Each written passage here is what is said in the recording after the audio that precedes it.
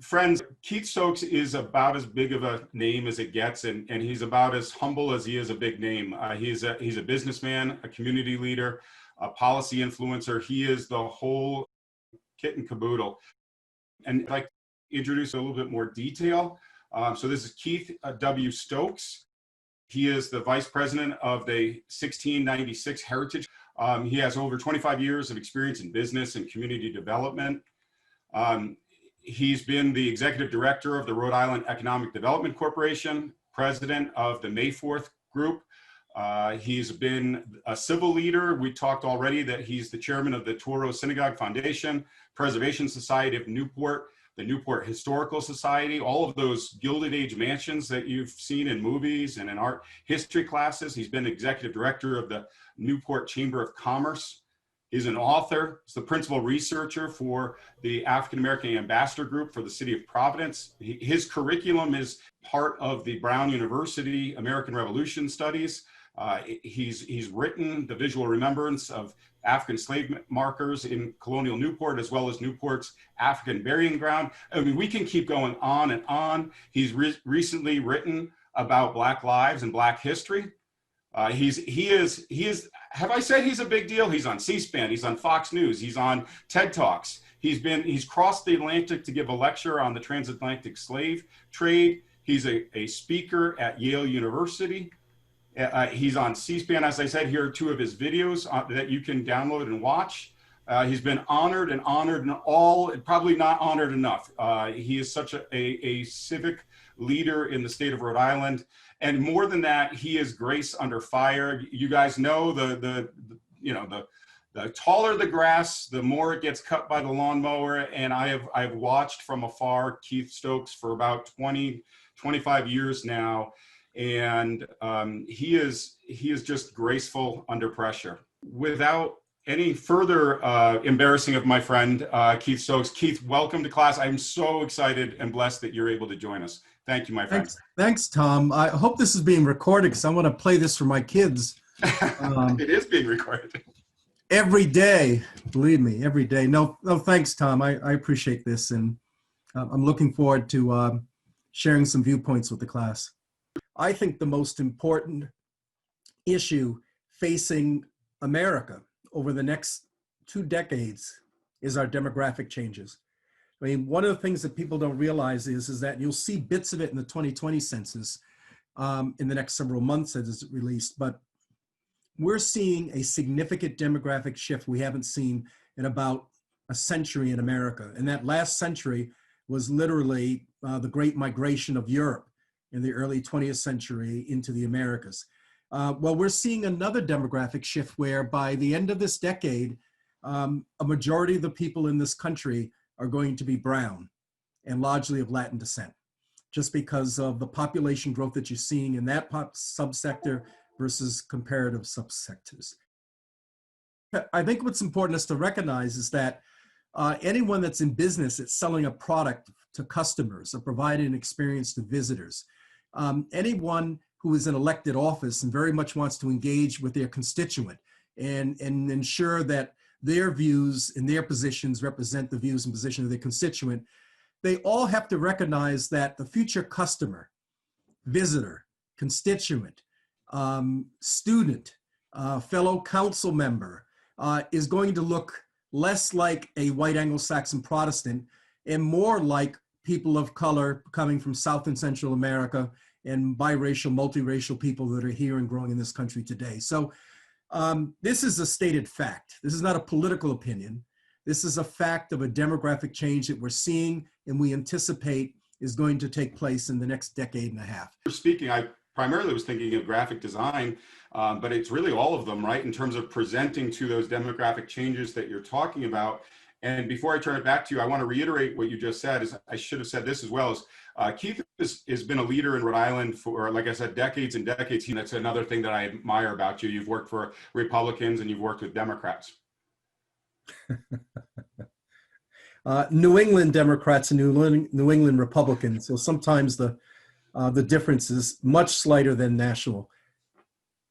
But again, I just want to emphasize with this changing demographics, it's going to change the way that we deliver services. We promote and market ourselves, we present ourselves, it's all going to change. And, you know, I've been an advisor to a number of historical institutions around the country and elsewhere, and they all have that same question is, you know, how do we present our history in a way that's going to be interesting to a potential visitor base who are going to end up paying admission fees and shopping in our gift shops and having memberships and sustaining our organization. And, you know, the answer is always is, well, know your market. And you know who your market is today. You know who your market is projected over the next 5 to 10 years. And for any of these historical institutions in urban areas, it's not people wanting to learn about the founding fathers or a European colonization perspective of Thanksgiving in America.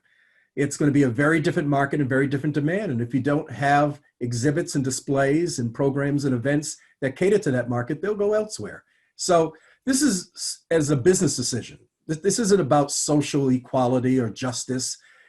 This is about simply, if you're going to survive as a business in America, you have to recognize that the customer consumer base is going to change dramatically, and you're going to have to realign your product, your services, your messages to meet that demand. If not, then move elsewhere. So one of the things that I'm very excited about is a lot of my work now is not retired, but would like to be, is to really try to mentor some of the young organizations from Black Lives Matter to others to begin thinking about, you know, where they want to be 5 and 10 years from now, not to worry about the current president administration, the current strife, because that will pass. And more importantly, once you are in charge, how are you going to change public policy? What are going to be your priorities? How are you going to manage business? And many companies have been experimenting for the last 9 months on work share, working from home, and it's worked. They're productive and efficient. So my sense is that as the pandemic wanes, and that either be naturally or through a vaccine, I don't think you're going to see Americans embracing density of living and working and visiting as they had before. Class when at least 20 or 30 years ago, when they redid the university library at the flagship campus in Kingston, Rhode Island, I know it was true that 1% of all state expenditures have to go to art. So 1% of state expenditures has to be spent on building projects, has to be spent on art. And as you pointed out, Keith, here's a room full of artists. With the exception of Michaela, the rest of them will probably be independent contractors to some degree. Michaela hopefully will get picked up by a school district and be in a teaching union. But what, I guess two questions. What advice do you have for them as being independent contractors in the arts, and how can they best position themselves for those public contracts in the arts, because that money might be a little bit more consistent than private industry? Not that I know what I'm talking about. No, I'll forward you that article that I wrote, because I talk in detail about the future is also going to see an expanded 1099 workforce, or that private contractor workforce. And you're going to see it for two reasons. One, because of the efficiency, where rather than housing that person as a full-time equivalent employee with benefits and such and overhead and office space, you now have a contractor that performs very specific tasks, and that overhead he or she takes as part of their 1099 filing. I do that myself. So I think that's a benefit to the economy, and I think that's a benefit to business. On the contractor side, it gives you a level of flexibility that you're able to do so many more things versus the 9-to-5. And again, I wish I had the talent that you have as artists. I love being able to engage, particularly artists, to help interpret African-American history for me, because to me, it's the way you can engage the largest audience. In fact, let me just digress. One of the cool things we're doing in Rhode Island is that as a part of the Black Lives Matter movement, we have a group of young artists who are going to be tasked to create a Black Lives Matter mural in our capital city, in the center of our town near the State House.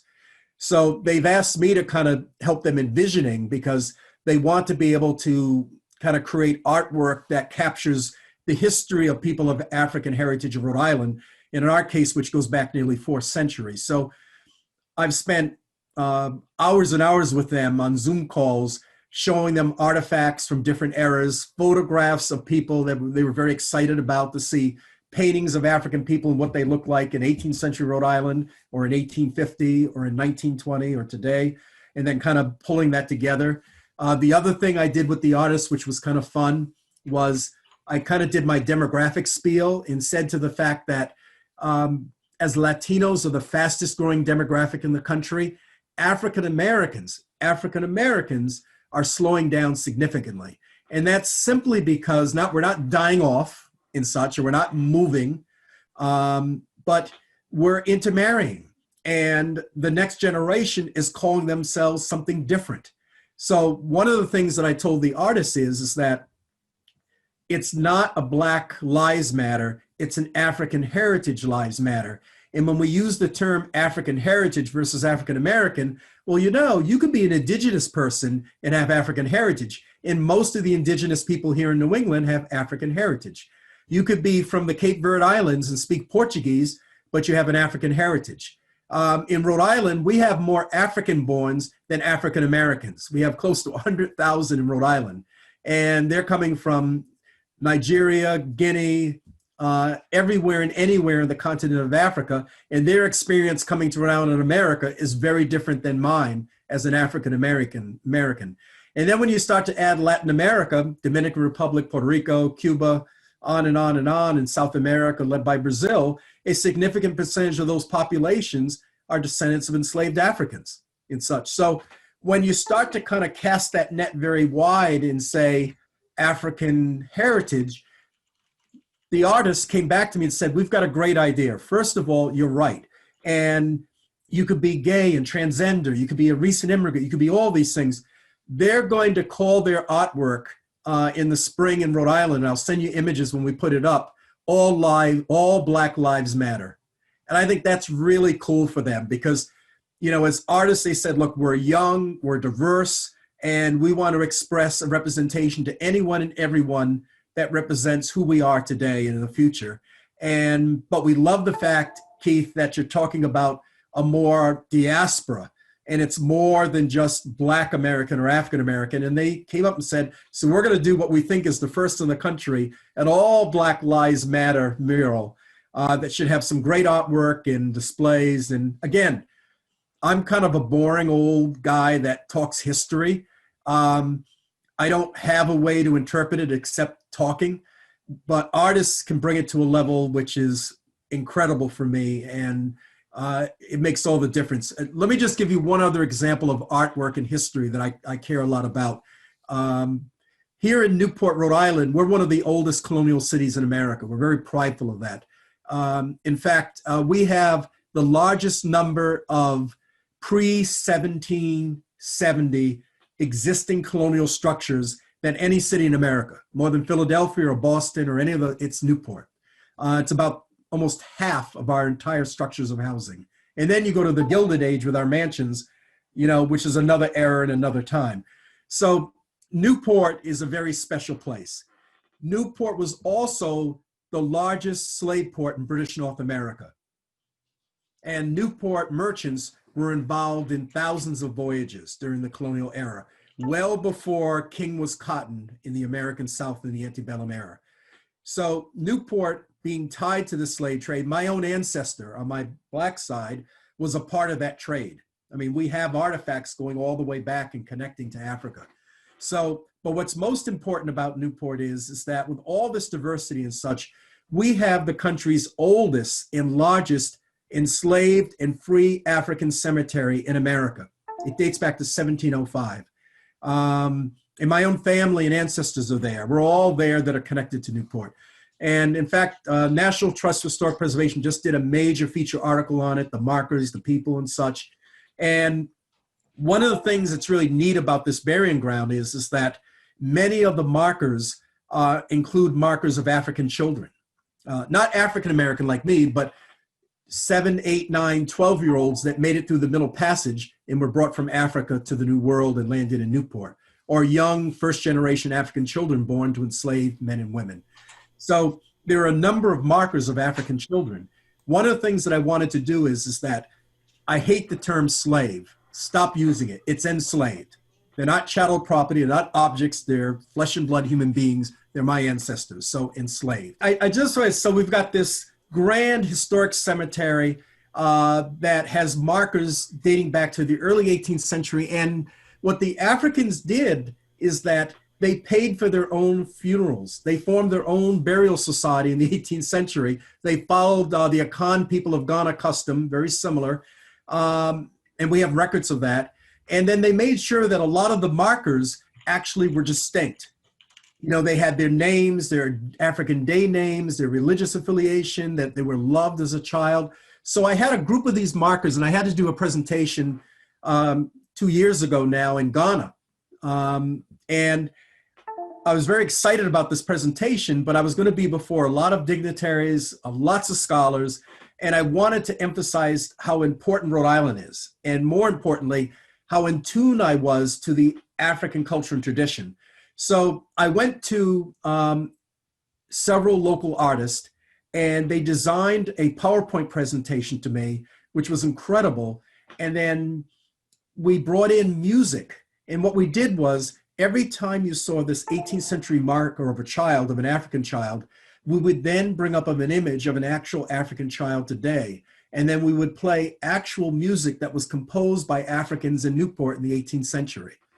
And it became this integrated presentation, and people were just wowed. They were wowed because no one was looking at slavery. No one was looking at slaves. No one cared about evil white slave traders. Everyone was talking about how African culture, tradition, and music survived despite 3.5 centuries of enslavement. And everyone was there to celebrate our shared culture and shared heritage. And that's what's really extraordinary about when history works. But you can't do that unless you have some really quality, creative people, artists like yourselves, who can draw it, who can mold it, who can sing it, and present it to a level that is going to be much more entertaining and much more interesting to the masses than listening to me speak for an hour and a half. First, I should say, class, how lucky are you that you had 2 Rhode Islanders today? I mean, not everybody has 2 Rhode Islanders in their classroom in Colorado. Keith, I said this before, I'm going to say it again. I thought it was a Hail Mary when I invited you to come to our little college here in Denver. Your graciousness, of your gift of time, and your gift of all of your knowledge and experiences to not just the people of Rhode Island and your mentees, but to me and to our class. I feel blessed to know you. Thank you, Keith. No, thanks, Tom. And again, you have my email. Pass it on to the students. If they have follow-up questions or access to resources or information, please reach out. The one thing I can tell you that's most important is mentorships. And I wouldn't be halfway where I was if it wasn't for the women and men that every step of the way gave me opportunities and referrals and support. And, so any young person today, take advantage of that. Find your mentors out there, reach out with people, get into LinkedIn, connect with the world, and then take advantage of, the vast access of Zoom and Teams and telecommunication. And Keith is on LinkedIn and he's on Twitter. I think I already showed you his Twitter handle. You might wind up with 8 more resumes in your email box, Keith. Oh, you know what? I'm on 24/7, so I'll forward it on. So if you reach out to me, I'll definitely reach back to you. No problem. All right. Thank you, Keith. All right. Take care, everyone. Bye.